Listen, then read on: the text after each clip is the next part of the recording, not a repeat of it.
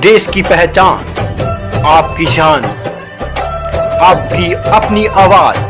हर update के साथ आप देख रहे हैं विश्व सेवक समाचार। नमस्कार, विश्व सेवक समाचार में आपका स्वागत है। आज खास मुलाकात की कड़ी में हम पहुंचे हैं। जिस प्रकार आल राजस्थान के अंदर जो ग्राम सेवा सहकारी समितियों के 11 वर्षों बाद जो चुनाव होने जा रहे थे, तो सभी किसानों ने मिलजुल कर अपने अपने ग्राम सेवा सहकारी समितियों में अध्यक्ष और उपाध्यक्ष पदों का जो चुनाव किया। तो अगर बात करते हैं ग्राम सेवा सहकारी समिति बंदाड़ा की, तो यहाँ के किसानों ने काफ़ी मान सम्मान के साथ में जिस प्रकार अध्यक्ष पद पर चुना है श्रीमान हेतराम जी बिश्नोई को।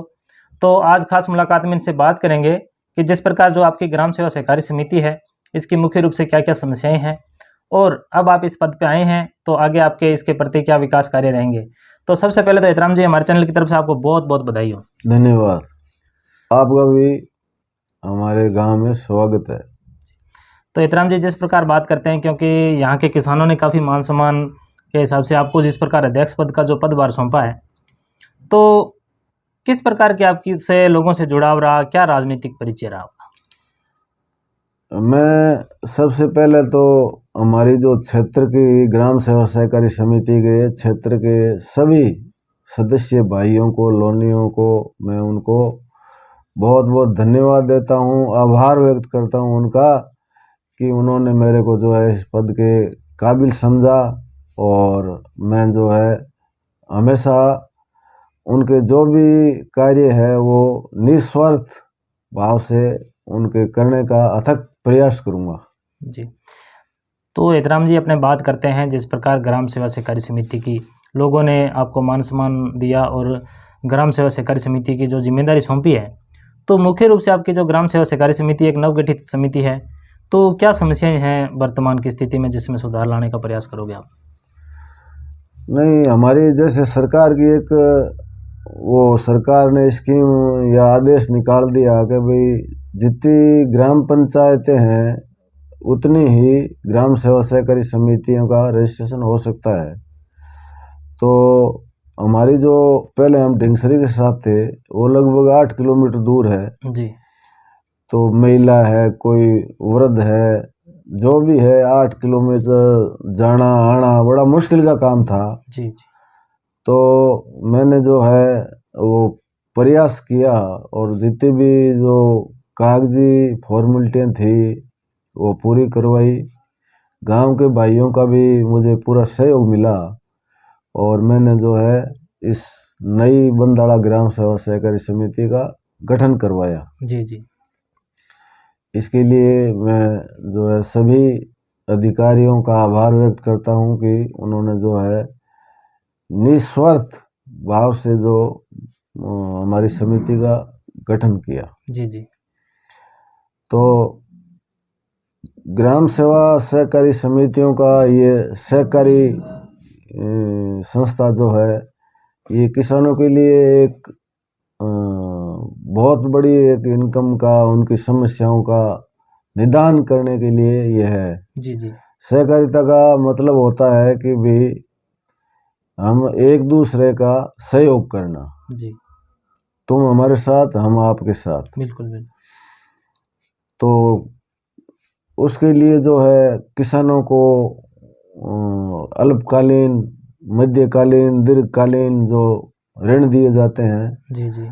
तो अभी हमारी समिति नई नई रजिस्ट्रेशन हुई है तो हमने पिछले साल किसानों को ये फसली ऋण दिलवाया था। जी जी।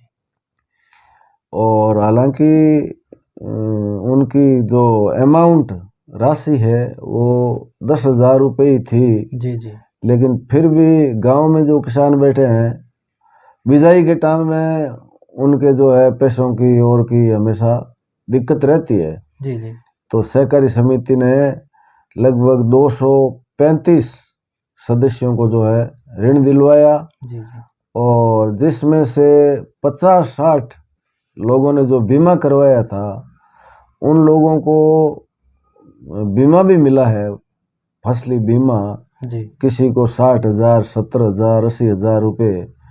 तो इस तरह से एक तो उनको बिजाई की टाइम में 10,000 रुपये नकदी दिए और फिर बीमा करवाया तो जिसकी भी कोई फसल का नुकसान हुआ उसको 50,000 रुपये से लेके और लगभग 1.5-2 लाख रुपए तक का बीमा क्लेम भी मिला है। जी क्लेम भी हमने दिलाया है। जी जी तो इसलिए हमारा प्रयास है कि भाई हमारी जो सहकारी समिति है उसके माध्यम से हम और क्या क्या कर सकते हैं। तो एक तो अभी नई बनी है तो हम जो है जमीन का जो जमीन की व्यवस्था करके और एक समिति का भवन बनाएंगे जी और भवन बनने के बाद में हम जो है दूसरी गतिविधियां भी शुरू करेंगे जिसमें किसानों को जो है खाद है, बीज है और दूसरे सरकार की कई इसमें योजनाएं हैं जिसमें जो है कृषि यंत्र भी दिए जाते हैं। जी तो हम जो है लोगों की सुविधाओं के लिए उनको ज़्यादा से ज़्यादा यहाँ घर बैठे सुविधा मिले इसके लिए हम पूरा प्रयास करेंगे जी जी ताकि किसानों को फायदा हो।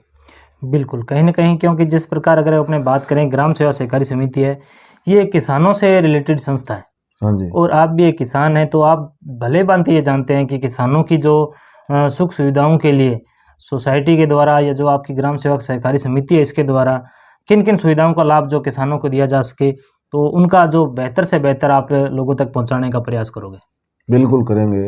अभी जैसे मैंने बताया ना जी, भाई यहाँ इस गांव में लगभग 100 से ऊपर तो ट्यूबवेल है। जी, तो उन किसान भाइयों को खाद है, बीज है जिसकी बाजार के अंदर हमेशा ही पिछले 2 सालों से देख रहे हैं किल्लत रहती है। जी, जी, जी, तो हम ऐसी व्यवस्था करेंगे कि उनको स्टोरेज कर देंगे और अगर कभी कोई शॉर्टेज आया तो भी हम उस समय जो है किसानों को खाद, बीज, ये जो दवाइयाँ हैं ये सब हम उपलब्ध करवाएंगे। जी, कृषि संयंत्रों का भी सरकार का है वो स्कीम में एक, बिल्कुल। जैसे अपने किसी लघु को किसानों के लिए जो होती है वो। हाँ किसी को हम ट्रैक्टर दिला सकते हैं, जी, जी, किसी को ये जो है तवी है, हेरा है, कल्टीवेटर है और कोई मशीन है। बिल्कुल।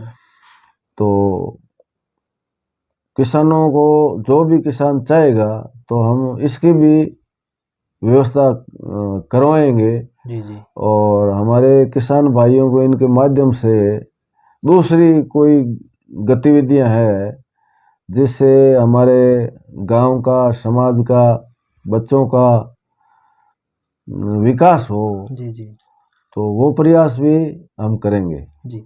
तो इतराम जी एक अपने बात करते हैं जिस प्रकार क्योंकि केंद्र सरकार और राज्य सरकार की काफ़ी कल्याणकारी योजनाएं हैं जो किसानों के हित के लिए, जैसे डिग्रियों में अनुदान है, फुहारा सिस्टम है, इसमें भी सब्सिडी है और सौर ऊर्जा की जो प्लेटें लगती है उसमें भी अनुदान है। तो यहाँ के लोगों को इन सुविधाओं का लाभ किस प्रकार मिल रहा है या कितने लोग वंचित हैं? वैसे गांव के अंदर जो लोग बैठे हैं उनको ज़्यादातर लोगों को जो है सरकार की जो योजनाएं चल रही है उसके बारे में पता कम है जी, क्योंकि ये डेजर्ट का एरिया है और पढ़े लिखे लोग तो है लेकिन वो कई लोग शहरों में बस गए। जी, तो हम जो है हमारी सहकारी सोसाइटी के माध्यम से सरकार की जो योजनाएं हैं जी, जी, उनको भी हमारे किसान भाइयों तक पहुंचाने का पूरा प्रयास करेंगे जी, और उनको समझा करके और ज़्यादा से ज़्यादा जो है इन योजनाओं का लाभ हमारे गांव के किसान भाइयों को मिले ऐसा भी हम प्रयास करेंगे। जी। इतराम जी जहाँ आपने बात करते हैं क्योंकि आप भी एक जिस प्रकार आपके पास एक ग्राम सेवा सहकारी समिति की जिम्मेदारी का पद है, अध्यक्ष पद, और अगर बात करते हैं आपकी ग्राम पंचायत की, तो मुख्य रूप से जिस प्रकार आप भी यहाँ के निवासी हैं, तो यहाँ पे जिस प्रकार अपने बात करते हैं शिक्षा के क्षेत्र में या पेयजल की सुविधाओं के क्षेत्र में किस प्रकार की जो है विकास हुआ है या क्या कमियां चल रही है वर्तमान स्थिति अगर देखी जाए तो?